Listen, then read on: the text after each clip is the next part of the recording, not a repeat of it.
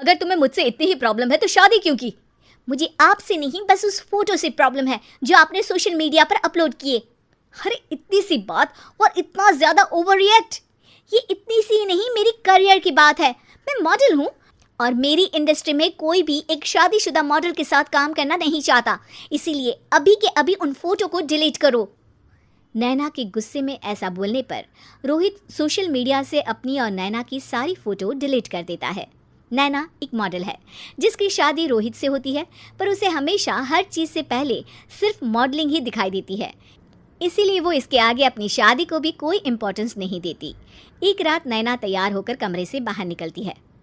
अरे इतनी रात को ऐसे तैयार होकर कहाँ जा रही हो? Night club. बहू, इस तरह रात भर घर की बहू का बाहर रहना सही नहीं है।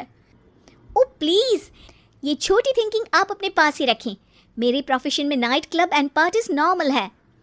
ऐसा बोलकर नैना घर से बाहर निकल जाती है और रात भर पार्टी करने के बाद अगली सुबह घर वापस आती है, जहां उसकी सास सुबह सुबह घर की सफाई कर रही होती है। ओहो मम्मी, आप तो बहुत जल्दी उठ जाती है। चलो अच्छा है, मैं चली सोने। जब पूरी दुनिया के उठने का समय है तब तुम्हें सोना है, भला ये भी कोई घर वापस आने का समय है? नॉट अगेन मॉम, मैं आप और आपकी इन बातों से टायर्ड हो गई हूँ। अगर आपको ये सब सहन नहीं करना था तो रोहित की शादी एक मॉडल की बजाय किसी साधारण लड़की से करानी थी ना।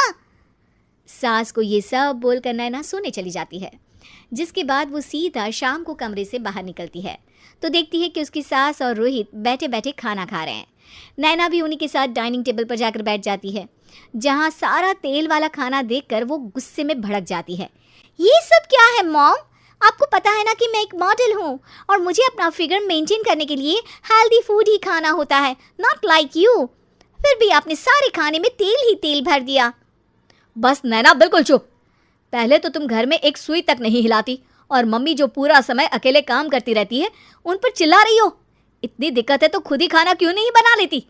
पर बनाओगी कैसे? तुम्हें तो मॉडलिंग, पार्टी और सेल्फी के अलावा और कुछ आता ही नहीं ना। मेरे भैया भाभी ने मुझे आज तक किसी काम के लिए नहीं बोला। मैंने जब जो मांगा वो मिला और इन्हें देखो, खाने के नाम पर कितनी बातें सुना दी। बस बहुत हुआ, मुझे अब यहाँ नहीं रहना। नैना गुस्से में तुनकते हुए बैग पैक करके घर छोड़कर अपने भैया के घर पहुंच जाती है, जहां उसकी भाभी खुशी से नैना का स्वागत करती है। अरे क्या बात है नैना, ना कोई खबर ना रोहित साथ में, अचानक कैसे आना हुआ? मैं तो उस घर को हमेशा के लिए छोड़ आई, दोबारा कभी वहां वापस नहीं जाऊंगी।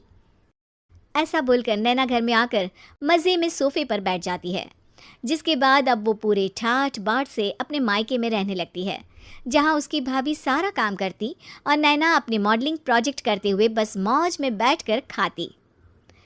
नैना, आखिर बताओ तो सही कि तुम्हारे ससुराल में ऐसा क्या हुआ जो तुम्हें घर छोड़ना पड़ा? बस उन्हें मेरा लेट नाइट पार्टी जाना और कोई काम ना करना पसंद नहीं था, तो मैंने वो घर छोड़ दिया और यहाँ आ गई। नैना की बात सुनकर उसकी भाभी हैरानी से उसे देखने लगती है, पर कुछ बोलती नहीं। इसी तरह कुछ समय बीतता है और देखते ही देखते अब नैना के पास मॉडलिंग के प्रोजेक्ट्स आने कम हो जाते हैं, जिससे नैना बहुत परेशान रहने लगती है। ऐसा कैसे हो सकता है? मैं इतनी सुंदर मॉडल हूँ तो फिर भी मुझे काम क्यों नहीं मिल रहा? देखो नैना, काम में ऐसे उतार चढ़ाव तो आते ही रहते हैं। आज नहीं तो कल तुम्हें इससे भी अच्छा काम मिलेगा।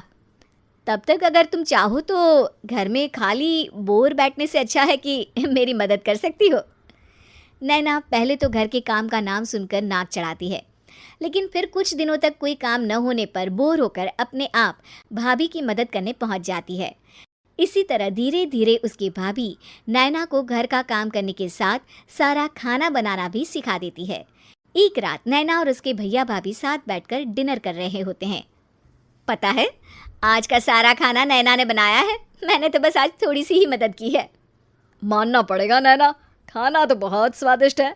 आखिर मेरी बहन मल्टी टैलेंटेड जो है, मॉडलिंग और घर दोनों एक साथ बखूबी संभाल सकती है।